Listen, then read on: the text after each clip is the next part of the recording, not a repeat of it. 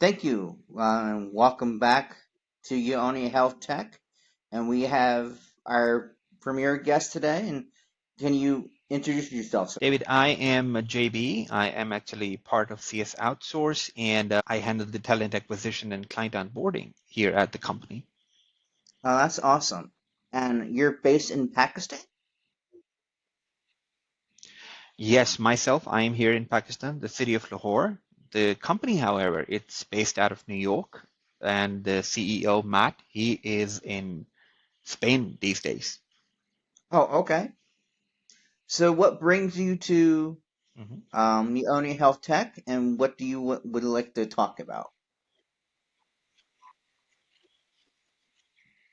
Well, technically, these meetings are very important for myself because whenever there's a client that shows interest in hiring a virtual assistant or any other service that can actually help them scale up their businesses, their operations, anything that could help them actually improve overall so they can find some time and doing something else with it, especially increasing the business itself. So, which is this is where these meetings are coming into play. I get to know what they're looking for, their operational situations, the points that they need covered, and expectations they might have with their virtual assistant. So once I have this information, I can go back to my pool or hire more talent to come up with the right resources for the clients. Gotcha. And how has AI introduced a whole new variable in that mess? Because before it was just emails, phones, and whatnot. Now we have AI, which is changing Mhm. the whole.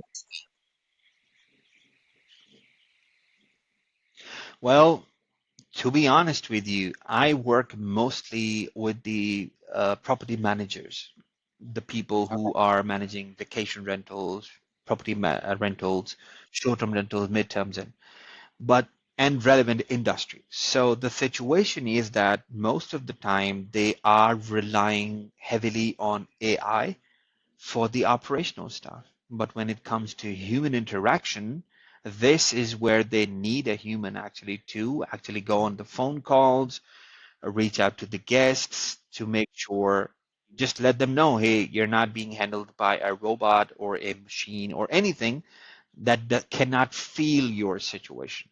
So whenever Gotcha. a live person, a human being actually picks up a phone, makes up a call to the guests, or receives just as an answering service, if they receive a phone call from a potential lead and who has this faith that okay, the person I'm speaking to, they not only can relate to me, but they can actually understand what I'm trying to say, the nuances of the language, and they feel a little bit valued, more valued, and cared for.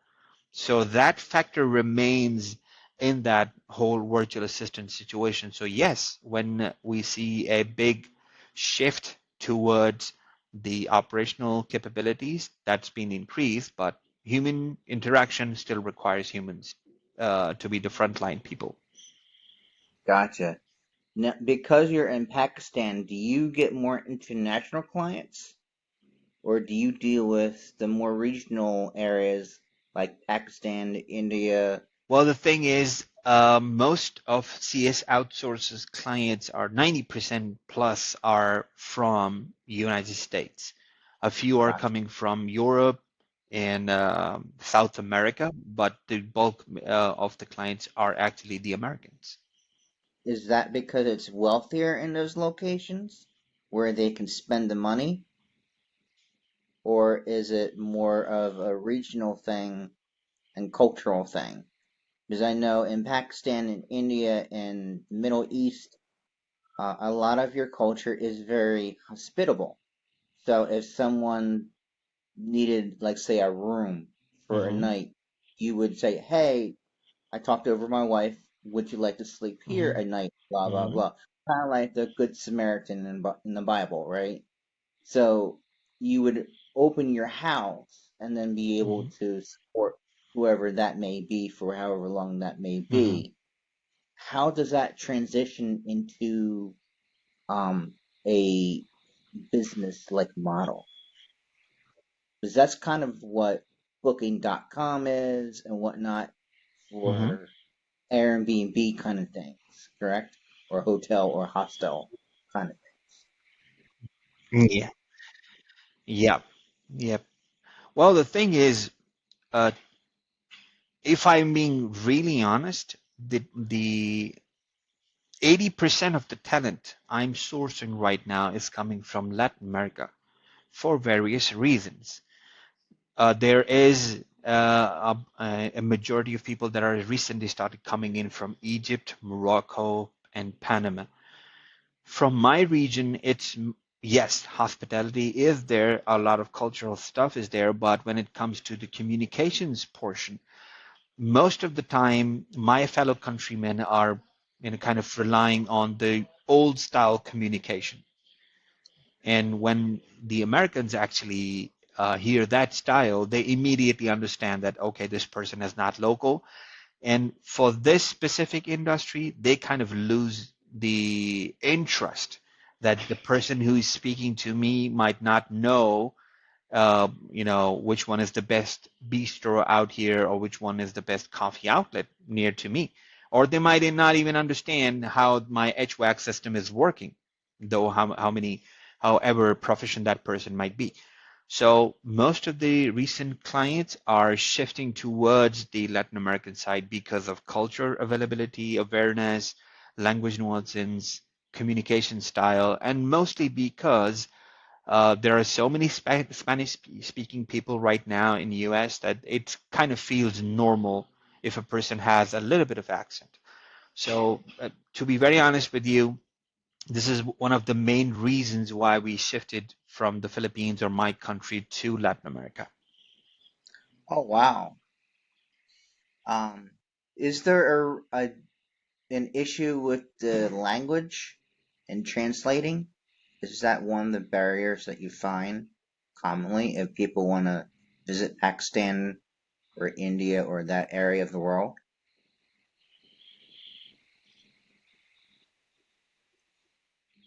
Well, technically, the whole education system, I cannot speak the same for India, but I am pretty much sure my country and my neighboring country, India, the whole education system is, what do you call it? English oriented. It has to follow, but it's more like more so towards, it leans toward more on the British side. Correct. The colonial era, it left kind of those marks, but now there is a change. So people can speak wonderful English. They can communicate. It's just that the American client, especially in the hospitality industry and home services, they kind of want to have this faith that when a person is answering the phone, we don't have to explain something that we're doing every day. That's kind of I'm not going to say that it's a biased expectation from coming from them. It's just that the ease of mind. But still, having said this, right now where I am in this building, we have like 90 people working for all the American clients. So we handpick these people, train them up in a way that they can not only just communicate, but they can actually work and deliver the results as the clients are expecting. Wow. Have you explored Britain or the British area for more clients? Because you're very more English oriented. Yes, we have. Yes, we have. In fact, British time zone actually aligns closely to my country, my region. But for some strange reason, the companies and the culture there, they are open to outsourcing, but not that it's not gaining that much of a traction. I'm not even entirely sure about the economic factors or the cultural factors involved in it because I know from my experience, I haven't been to that country, but in Great Britain, I can understand. There are more, my native language, Punjabi speakers, than I think in my own province. So Yeah, we try to explore that outreach. We do have some clients that are coming from the UK, but outsourcing is something which is not that much famous, so to speak, there. But with the American market, because it's been doing that, they have been doing that for like past 2 or 3 decades now. They're kind of used to it. Wow. So what are your challenges you're seeing across the world? Um, we all know that the US dollar is going down in its value here, so it's not buying as much as it once did. Hmm. Are you going towards the BRICS currency because it may maintain a Hmm. higher value over a longer period of time? What kind of things like cryptocurrency have you guys looked into rece- for receiving payment? Well, the thing is that for now, we are reliant only on the international channels of transactions and whatnot. And it might sound crazy, but still, I know US dollar is kind of not, it does not have that similar grip like it used to have in the past, but still for the whole South American region, for my region, my neighboring country, for the Filipinos, all of them, still dollar has a significant value and it helps them actually earn a good livelihood. So, but the channels of the transaction, if we only consider those, we're just dependent on channels like Payoneer, Wise, ACH, direct payment transfers, different sorts of transaction channels that can make things easier for these virtual assistant to get deliver services and get paid. Hmm. So how's the Pakistani economy doing? Is this increasing your way of life?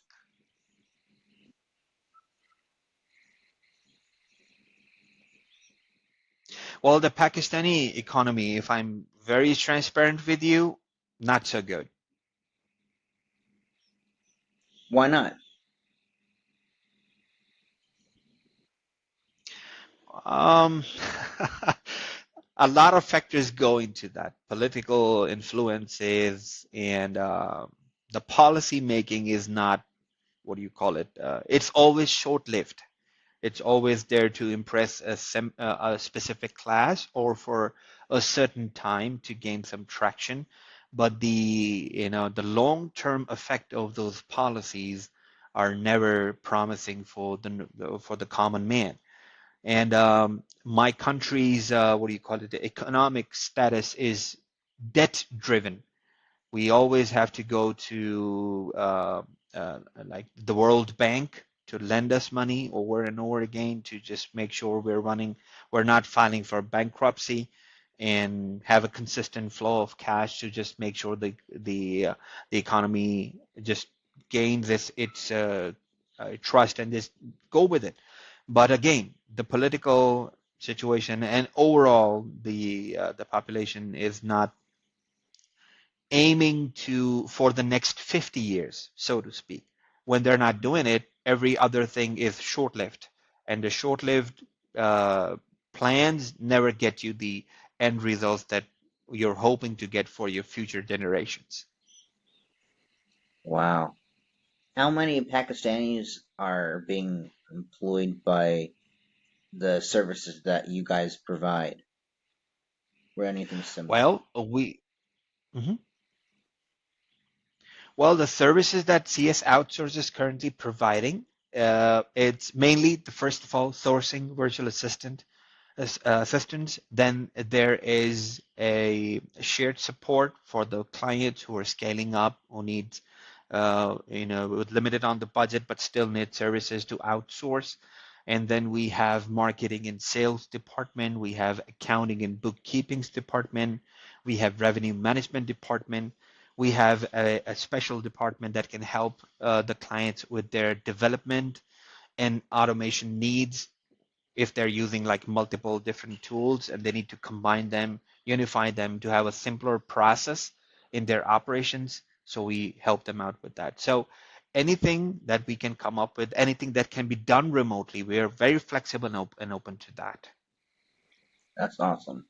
Have you explored India as the next big area to expand to? Of course, they're English speaking because of, Britain conquered majority of the world at one point. Mm. Yeah, yeah, we did. In fact, we tried, but David, the thing is, there are some situations that we need to be aware of whenever we are, for example, I'm representing CS Outsource. If I need to have some ethical standards, I need to have some logical standards, some society awareness when I'm actually sitting in this chair representing my company.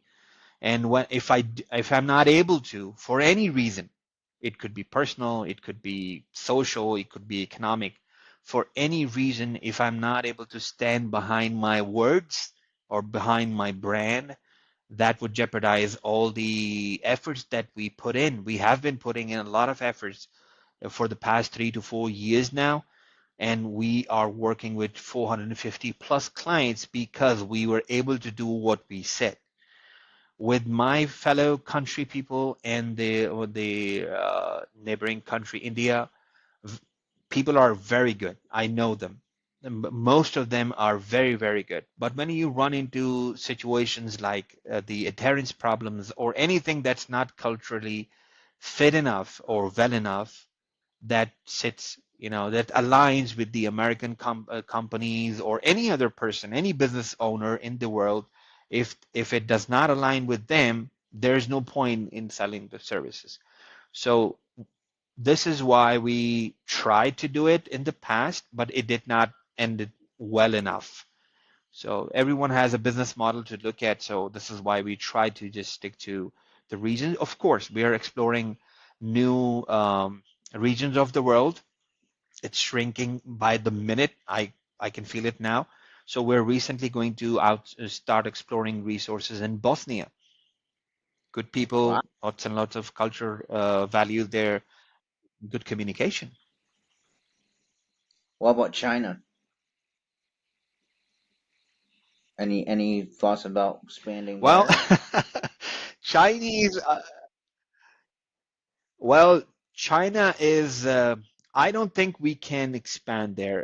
In my humble opinion, I'm not the best guy to talk about the demographics and the population they have and the level of industrial heights and the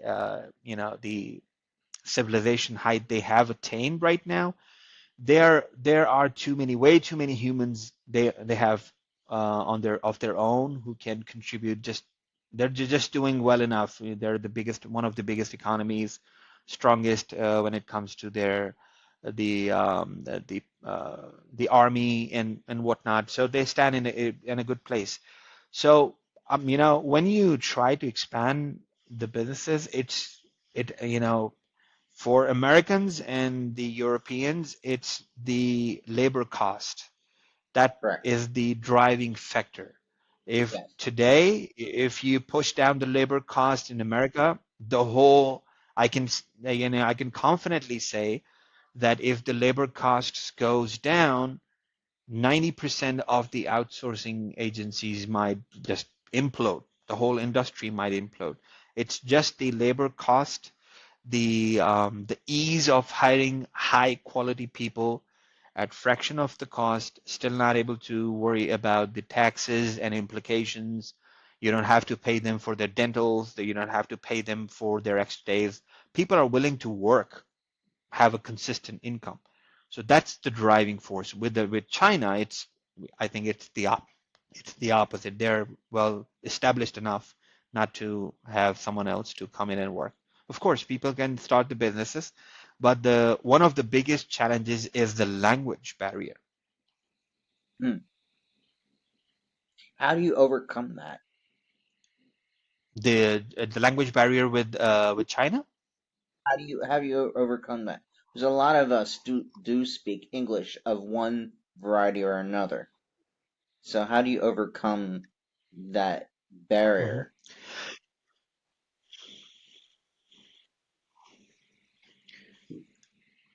to overcome that barrier, how, if you ask me, JB, plan ahead for like in like 30 years. So what I would do is right now get some good people, select some good students, send them out to China, learn the language, learn the dialect, speak to your fellow people around in the country, and speak to the natives for at the least 5 to 10 years.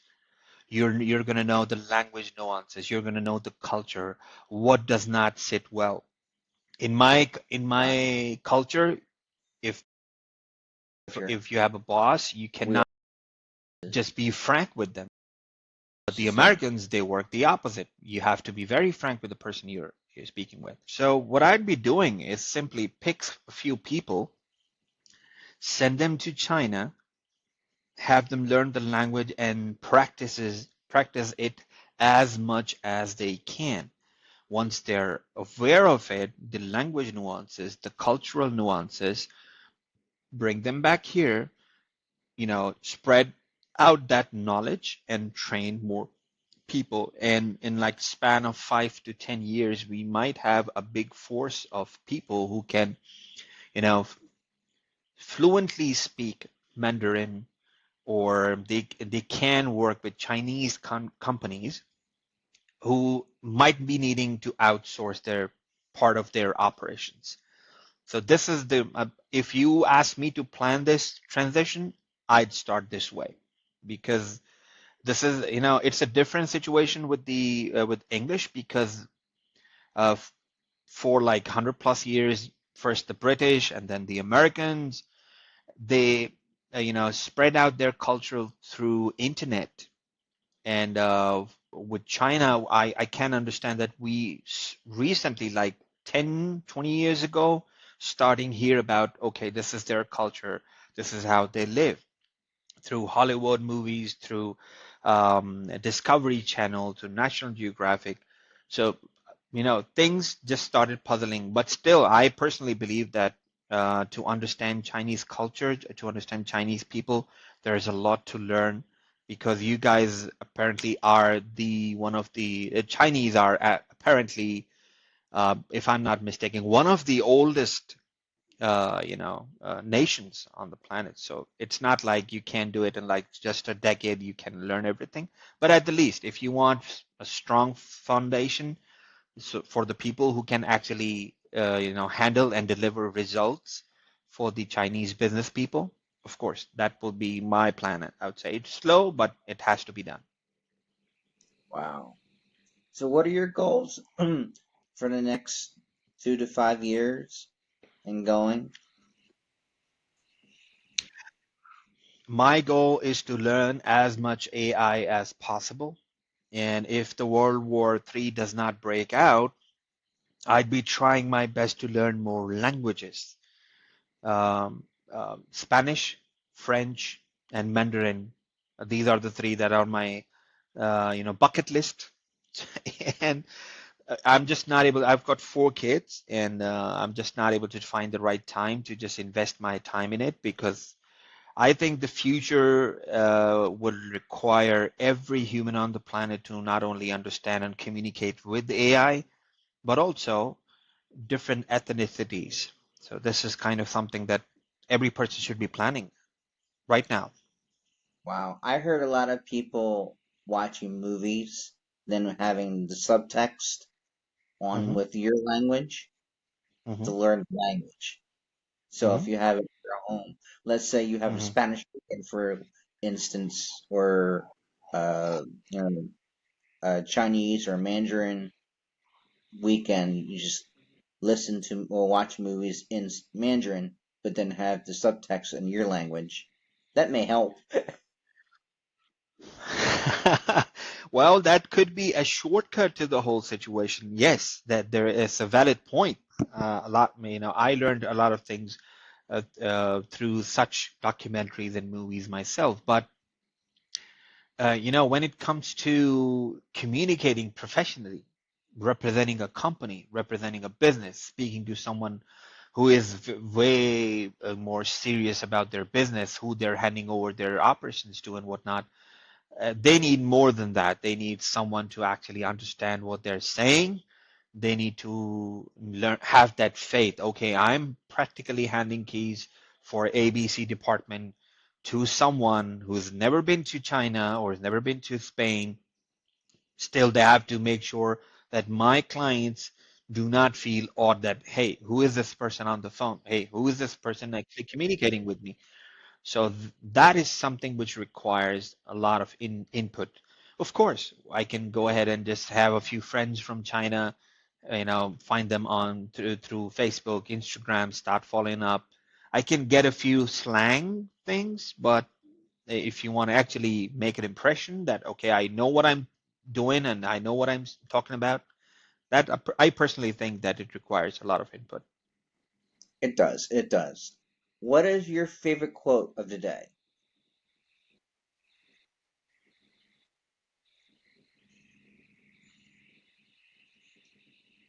It can be in English or it I'm can sorry, be can you in repeat the Punjabi. question? I actually lost that. What is your favorite quote or saying? Ships are safe in harbor, but that's not what the ships are made for. That's my personal favorite quote. Okay. And how can people get in touch with? How can they Well, reach you? they can get in touch with me through my email address. It's the simplest one, JB. Simplest, my email address, jb@csoutsource.com. It's being monitored by myself and part of my team 24/7. So whenever there's a opportunity, you can reach out to me just fine, and we can go from there. Happy to connect with anyone. That's great. All right, JB, it was wonderful talking to you. Would you love to come back? Would you like to arrange another time where we can reach again and talk again? Of course, I'd love to. Likewise, of course. All right. Well, thank you for coming to Yeonia Health Tech and Of course. talking business with JB. Have a great day, guys.